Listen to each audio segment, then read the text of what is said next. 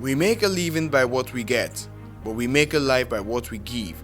For Honorable Shina Peller representing Ishayin, Itesiwaju, Kajola and Iwajowa Federal Constituency as he rendered financial support to hundreds of widows, aged and petty traders across the 4 local governments. We can only rise when we lift others, and for SP as fondly called, lifting others from the hardship brought by COVID-19 pandemic that ravaged the entire world might just be a step in the right direction. Some people are still finding it very difficult to get the vaccine. And also, even if we look at the insecurity in Nigeria that has claimed so much lives. So I begin to see birthdays in a completely different perspective, of every year becomes a reduction of the amount of years that you use in life. And at this time, you get scared. At this time, you ask yourself, what do you want to be remembered for? I'm a Muslim. My faith, makes me to believe that the only being that will be forever is Almighty Allah, and everybody will die, even if you are the president of the whole world, even if you are the richest man in the whole world, even if you are the smartest person in the whole world. And when it's my birthday, what comes to my head is -1. For Honorable Shina Peller, celebrating every birthday comes with wisdom, as he set to celebrate another year of existence. He narrates how he plans to celebrate his 45th birthday in grand style by adding values to others. This year birthday celebration, really gave me an opportunity to reflect back, on my life, and also to look at the present situation of, our nation, and how I can be able, to provide solution for us to move forward, to address the issues of insecurity.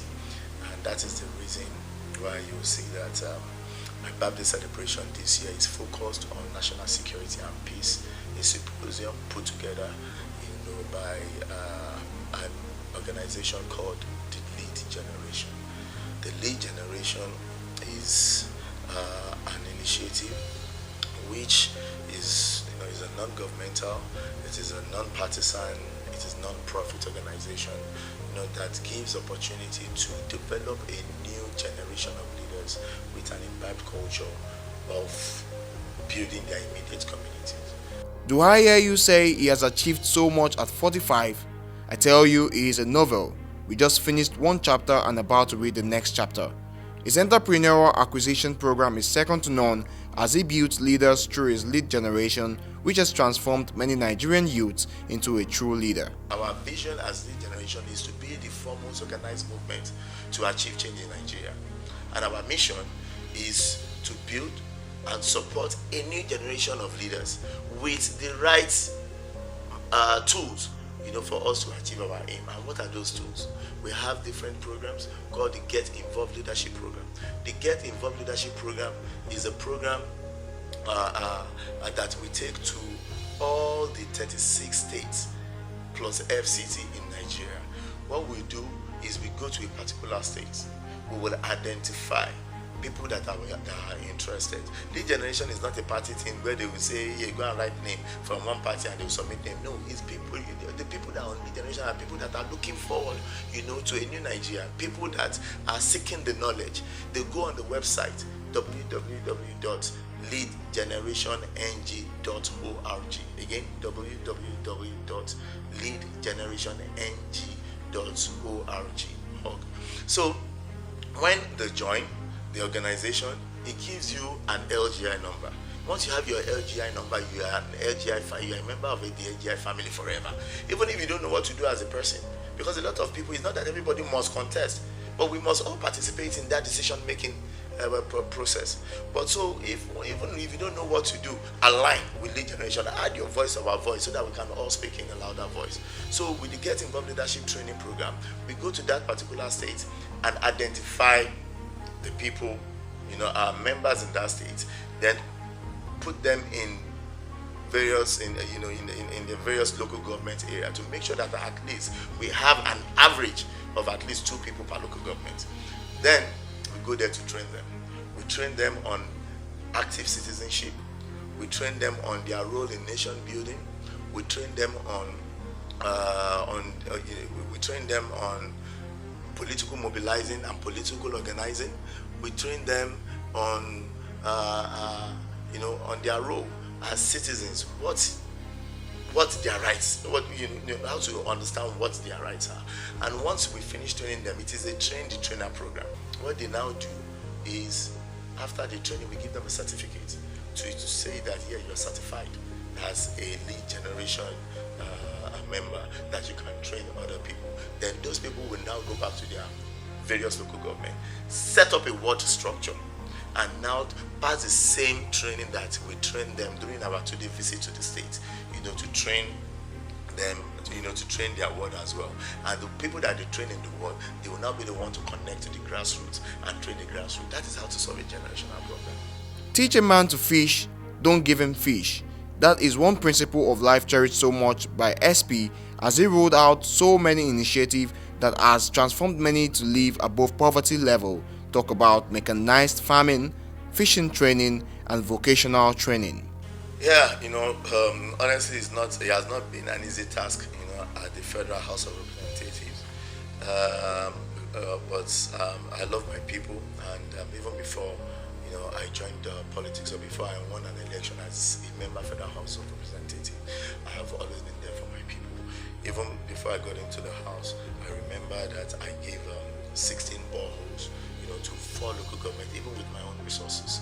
I built a hostel for the NYSC in my state, which is not just a facility that is enjoyed by my constituents, but even for the state at large. I have built laboratories, library, and a lot of things. But getting into the House as well, it has not been an easy task, as I believe that it would be when I was going into the House. But even on that, I have made sure that every move that I've made, is well planned and structured. When I won my election, the first thing I did was to set up a program called Shina Empowerment Program. That empowerment program is like an SPV that will bring development, not just to my constituency alone, but the whole Okiogo axis, which occupies 10 local governments. It is the largest zone area in the whole of the state, and we are the food basket of your state. So I know the importance of setting up this SPV to drive development here. But apart from setting it up as the SPV, one thing I did was to gather data, because data is very important in whatever that we do. I would not move an inch without having the data, because the data gives me a clear sense of direction on how to manage the limited resources that I have. So at that time, I made my people to, first of all, register people in my area, so that I will know the number of people that I need to cater for. I'll know the number of men against the women. I'll know the number of the younger ones against the older ones. I'll know the ones that are in school, the ones that are not in school. So when I have an opportunity, I'll be able to put a round peg in a round hole. And that gave us a clear sense of direction in taking my empowerment in different phases. There was a time that we have the agricultural empowerment, and that was immediately after the lockdown. After COVID-19 has affected a lot of people, I saw the importance of doing the making my first empowerment to be the agricultural empowerment after COVID-19. And the reason is this: my area occupies the largest land mass area in the Oyo State. Our land is agrarian, which translates to farming, for my people. Most of my people are farmers. So at that time, I saw the importance of empowering the farmers first. And if I want to empower the farmer, what way can I empower the farmer? Then I had to think about technology. So that was why I made sure that I brought in a lot, about 1,500 farmers, were empowered with agricultural mechanized equipment, so that the number of days or the time that they spend on the farm are reduced with more efficiency, by using this technology to drive that their operations in the farm. If a farm we use an average of maybe 2 days, to cultivate an acre. Now they use an average of, let's say, 4 hours to do the same thing. So by so doing, we can, better their lives by making use of the land that we have in abundance, because we have so many land.